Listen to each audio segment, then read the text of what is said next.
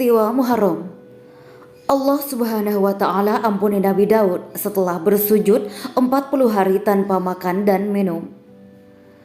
Pada 10 Muharram adalah hari Allah Subhanahu wa Ta'ala mengampuni Nabi Daud alaihi salam setelah beliau bersujud selama 40 hari 40 malam tanpa makan dan minum.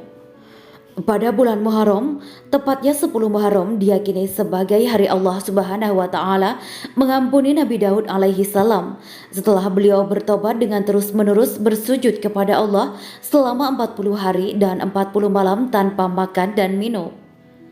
Dalam buku Mengungkap Rahasia Salat karya Samsudin Nur disebutkan, Nabi Daud alaihi salam selain sebagai nabi juga seorang raja. Beliau sempat melakukan kesalahan sehingga Allah Subhanahu wa Ta'ala langsung menegurnya. Beliau mencintai istri seorang petani dan meminta suaminya menceraikan istrinya itu untuk ia persunting. Dua malaikat menegur Nabi Daud dan sang raja Daud pun menyesal. Beliau tobat dan terus-menerus bersujud kepada Allah selama 40 hari 40 malam tanpa makan dan minum. Saat memerintah negerinya, Nabi Daud didampingi oleh 99 wanita yang resmi menjadi istrinya. Suatu waktu, Nabi Daud bermaksud untuk mencukupkan jumlah istrinya menjadi 100. Namun, yang diinginkannya adalah wanita yang sudah bersuamikan seorang petani. Nabi Daud adalah seorang raja, kadang keinginannya selalu mesti dituruti. Sang Raja Daud pun meminta agar si petani itu menceraikan istrinya. Kemudian Nabi Daud alaihi salam akan memperistrinya. Kelakuan Daud itu sepertinya biasa dilakukan para raja pada waktu itu. Bahkan terjadi dalam adat istiadat pada zaman itu. Akhirnya terjadilah dialog antara Nabi Daud dengan si petani. "Mengapa Baginda meminta istri saya? Padahal istri Baginda telah berjumlah 99," ujar si petani. Nabi Daud alaihi salam menjawab, "Hai Pak Tani, sesungguhnya saya ingin mencukupkan istri-istri saya menjadi 100. Apa daya, Pak Tani hanyalah seorang rakyat biasa. Menolak keinginan rajanya tentu tidak berani. Dalam hatinya, ia tidak menerima keinginan Nabi Daud agar dia menceraikan istrinya dan menyerahkannya kepada sang raja. Sebenarnya kejadian ini adalah bagian dari rencana Allah yang Maha Mengetahui. Dia hendak menguji nabinya. Daud alaihi salam dengan keinginannya hendak memperistri wanita yang berstatus istri orang. Allah Subhanahu wa Ta'ala mendengar jerit pilu hati si petani yang tidak rela istrinya diambil orang. Karenanya pada suatu malam Allah Subhanahu wa Ta'ala mengutus dua malaikat ke istana Raja Daud. Dua malaikat itu menyerupai dua lelaki yang datang seolah-olah sedang bersengketa dan mengadukan masalahnya kepada sang raja untuk meminta keputusan yang adil. Salah satu dari mereka berkata, "Kami ini dua orang yang berselisih. Saudaraku ini mempunyai 99 ekor biri-biri dan aku hanya mempunyai seekor. Ia berkata kepadaku, 'Berikanlah biri-biri milikmu itu kepadaku, akan kupelihara bersama biri-biriku yang lainnya.' Aku tidak mau, tetapi ia pintar berbicara sehingga aku dikalahkannya." Mendengar laporan mengenai masalah kedua orang itu, maka Raja Daud alaihi salam berkata, "Hai, sungguh aniaya benar saudaramu ini, karena meminta biri-biri milikmu hanya seekor." Setelah menjatuhkan hukuman kepada orang yang meminta biri-biri itu, Nabi Daud menyadari bahwa yang datang mengadukan perkaranya adalah dua malaikat hendak memberi pelajaran kepadanya atas kesalahannya. Menginginkan istri si petani yang hanya seorang, padahal ia telah memiliki 99 istri. Demi menyadari kesalahannya itu, Nabi Daud alaihi salam meminta ampun kepada Allah. Nabi Daud bersujud menyungkurkan wajahnya ke bumi. Inilah kehendak Allah yang Maha Tahu. Allah Subhanahu wa Ta'ala memberitahu kesalahan Nabi Daud dengan pelajaran yang sangat bijaksana.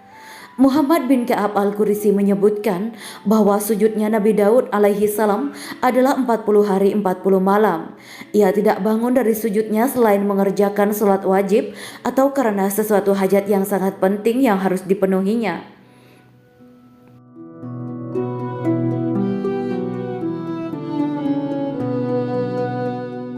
Muhammad bin Nasr Al-Maruzi dalam kitab Ta'zimur Qadri Shalah menyebutkan dalam sujudnya, Nabi Daud menangis hingga air matanya kering dan pedih karena saking takutnya. Kedua lututnya memar karena lamanya sujud, sebab ia takut tidak diampuni kesalahannya.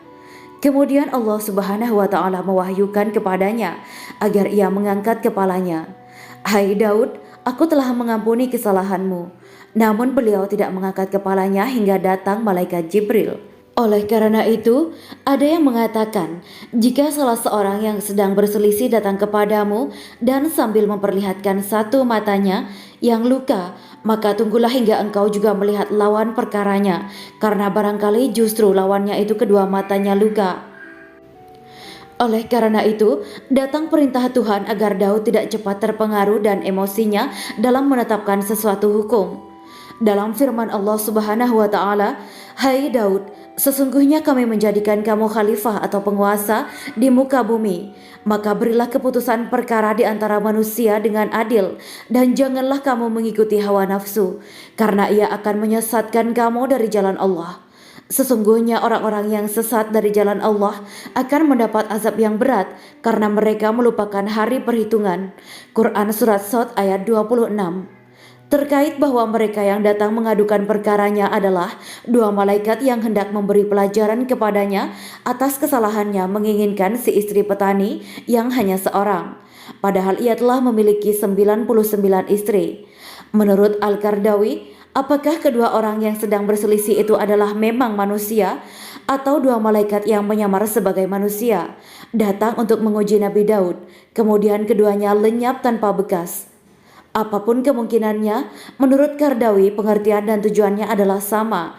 Hanya saja itu tidak dapat dijadikan suatu bentuk metafor dan sebagai sindiran bagi Daud sendiri, karena ia menginginkan istri tetangganya sendiri, seperti digambarkan oleh kisah-kisah Israiliyat yang menampilkan dengan buruk perjalanan para rasul dan nabi-nabi. Katanya, dalam kisah Israiliyat itu, para nabi telah jatuh dalam tindakan-tindakan yang orang biasa saja tidak mau melakukannya.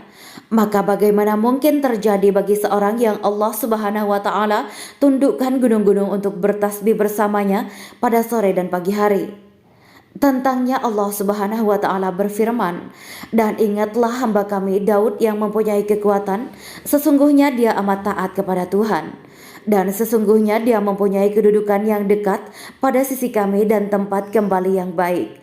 Quran Surat Shad ayat 17-18.